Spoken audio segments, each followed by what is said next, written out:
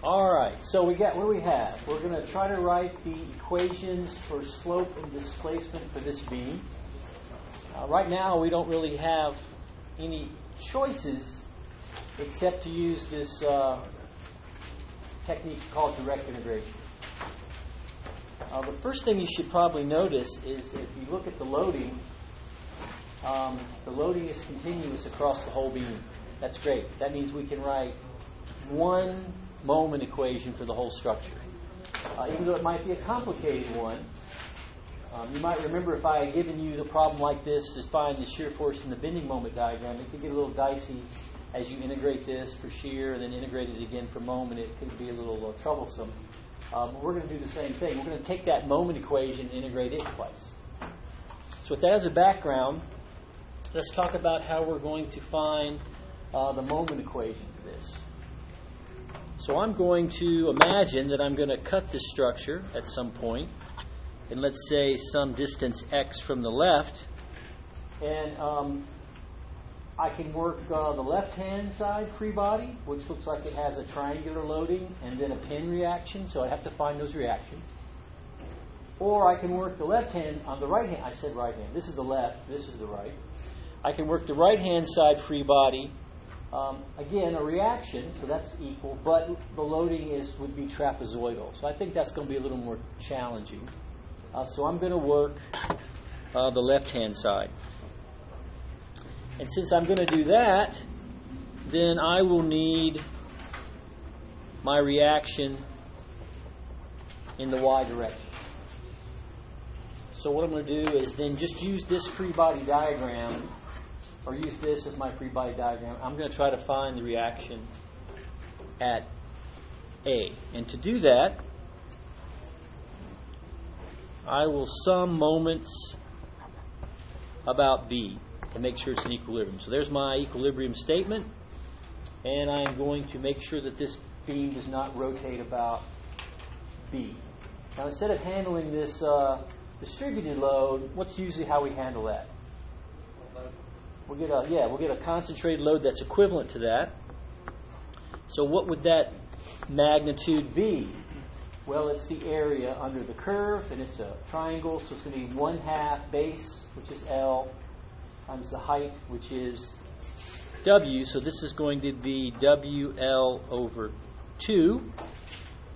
And we're going to be summing moments from B, so what's the distance from B to the centroid of that triangle? 2/3 L. It's always 1/3 from the big end. The big end's at B, so 1/3 of that. That'll be what? L over 3? I'll just sketch that in there so you see that. So with that information, we're ready to roll. So about B, this concentrated moment creates positive or negative moment about B with right-hand rule. Got any ideas about that? Positive or negative? It's 50-50. Positive. So the load is WL over 2, and then the moment arm is L over 3. We're taking care of that. Now what about the reaction force? What kind of moment is it creating about B? I've assumed it's up, so it's going to be negative moment, and the force is AY, and the distance from B to A is L. So it looks like AY is just going to be WL over 6.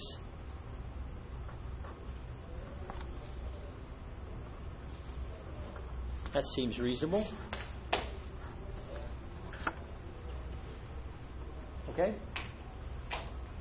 Any questions about that?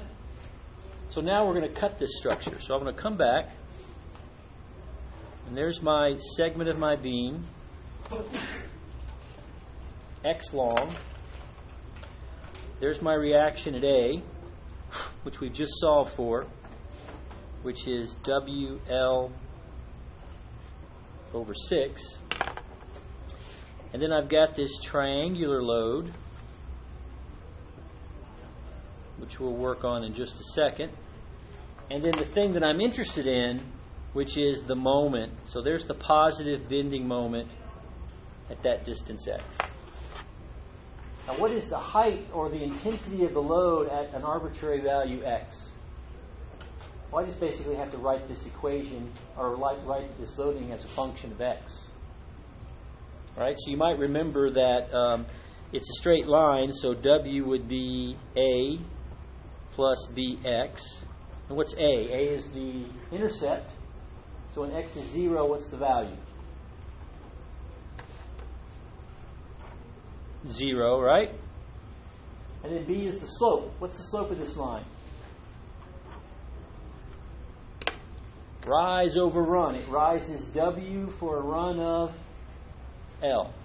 So this should be W over L. So that means that intensity right there should be WX over L. You can check it, right? When X is 0, what should you get? 0, and that works. And when X is L, what should you get? W, and that works too. So far, so good? All right, just like we did up here, we're going to resolve this triangular load into a concentrated equivalent. I'll just call it F. And it'll operate at a distance D from the cut. So what is F going to be? Well, it's the area under the curve. And the curve is a triangle. So it's going to be 1/2 the base, which is X, times the height, which is WX over L. So I'm going to get 1/2 X times WX over L, which is WX squared over 2L. Can you check that? Well, yeah, when we were up here and we considered the whole beam, which is X equal L, what do we get? We got a concentrated equivalent of WL over 2, so if I put in X equal to L there, I get WL over 2. So it seems to work. And then what's the distance D? Yeah, 1/3 the distance, or X over 3. So now I have all the pieces I need. So let's come back here now and sum moments at the cut. That's going to be our equilibrium statement, and let's do that. So summing moments on this free body at the cut, this is what kind of moment with right-hand rule? Positive. The force, the way I've drawn it here, creates what kind of moment about the cut? Positive. And we just can compute the force. The force is WX squared over 2L. And then the moment arm is X over 3. So that's the moment due to the applied distributed load. Now we've got the reaction force. What kind of moment does that create about the cut? Negative. And it has a force of WL over 6. And the moment arm is X. So you can solve for the moment at X. Move everything to the other side of the equation. And you get negative WX cubed over 6L, that's this term, plus WLX over 6. So there's your moment. Can I check that? Well, sure. Look up at the original beam. Do I know the moment anywhere in this beam, the bending moment? Yeah, what's the bending moment at A? 0. So if I put in X equal to 0, I get 0. That's great. Well, what's the bending moment here at B? Also 0. And that's at X equal L. So you put in X equal L here, and you get WL squared over 6. That's negative plus WL squared over 6. So it works. It matches the two endpoints. Now this is where I'd ask you to stop on exam 1, right? You've written the moment equation.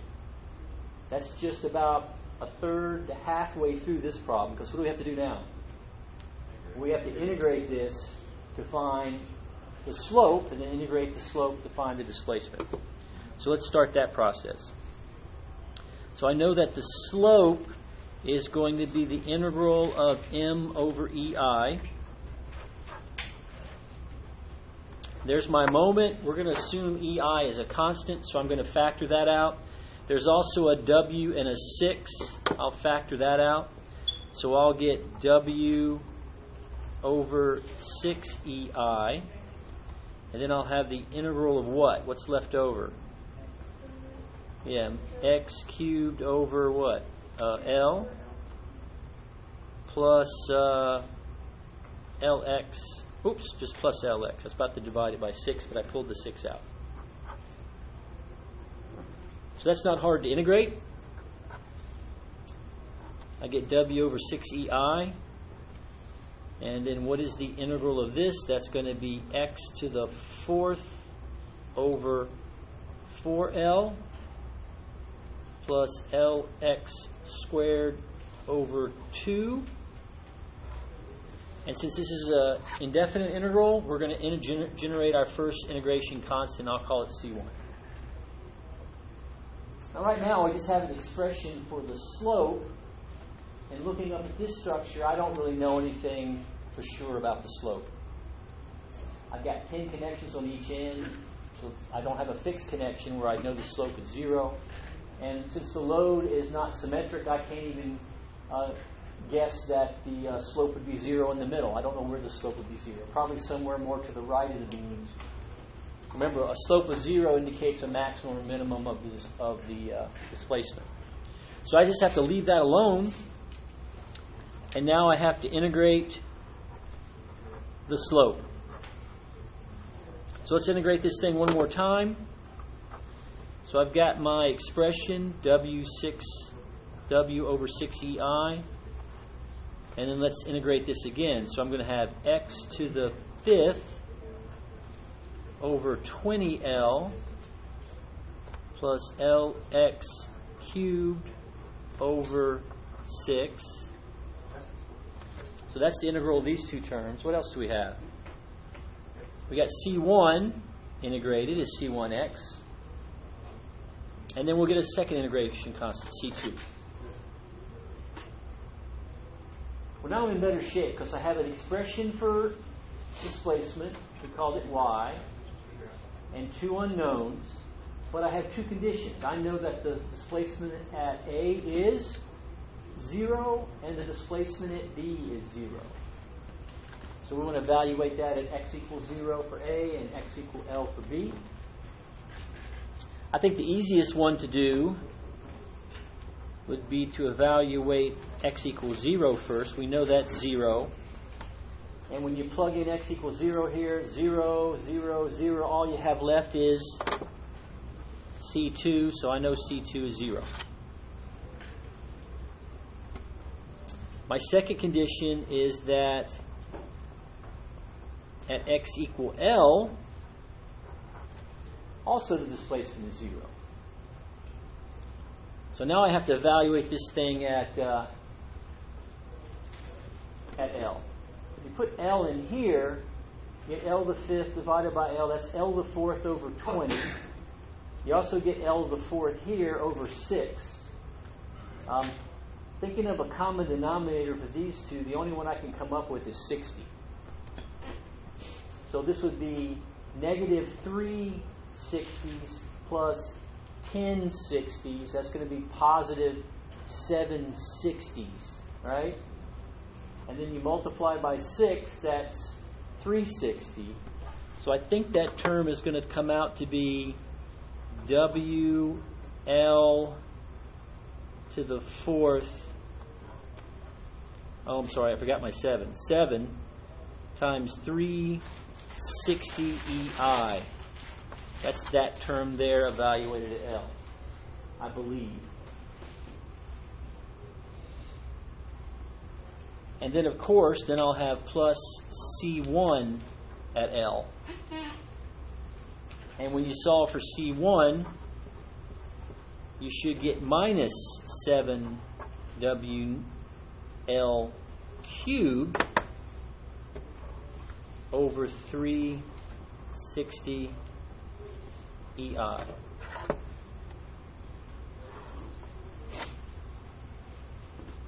And since I know both my constants now, you can plug them in here and here, C1 here and here, and you'll have an equation for slope and an equation for displacement. If we leave our answers like that? I think so. I'm just going to leave my answer like that. Okay. We pulled this problem off in about 15 minutes, so that's a reasonable time.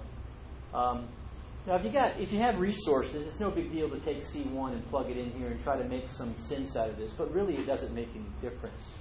If you want to clean it up and make it more simplified, that's fine, but it doesn't affect the answer. The answer is to be. Now, one interesting thing about this problem, again, if we had more time, is I might ask you, where's the maximum displacement? So the first thing you have to do is solve for the slope equation set equal to 0, right? To find a place where the slope was 0. You'll notice that my slope equation is a fourth order equation. So there are 4 roots to this problem. And I don't know about you guys, but I don't know the solution to a quartic equation right off the top of my head. But you'll notice that it's also x to the 4th x squared. So a little bit of symbol manipulation will turn this into a quadratic equation, which you can solve for. And you'll find 2 roots. One will be 0 to L, and one will probably be either larger or one will be negative. And again, a negative value doesn't make any sense, and a value greater than L doesn't make any physical sense.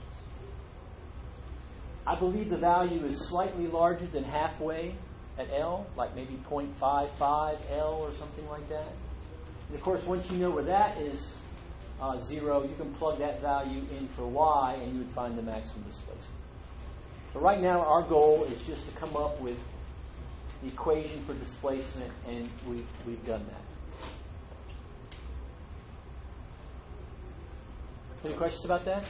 Yeah. For the force, how did you have 1/2 x times w x over L? I'm confused where you got the x over L, or like why you're using x over L. Well, that's the height of my triangle. How did you get the height? How did I find the height of wx over L? Well, remember, we're doing this for a position x. So really, all I'm doing is finding the load as a function of x. And we went through fitting the linear line, right? We know the slope of the line. The slope is the rise w over the run L. So there's WL, the slope. Okay. I just fit a equation through these 2 points. So this tells me the height of my triangle for any distance x I choose to cut it. So small values of x, I get small intensity. Large values of x, I get a larger intensity. So it's going to grow linearly with and once you get to x. the end, it's going to be L over L, which is just 1, which is just W. Correct. Okay. And when you get x equals 0, then it goes to 0, and that matches the 0 value here. Okay. I think that's a good place to stop this problem.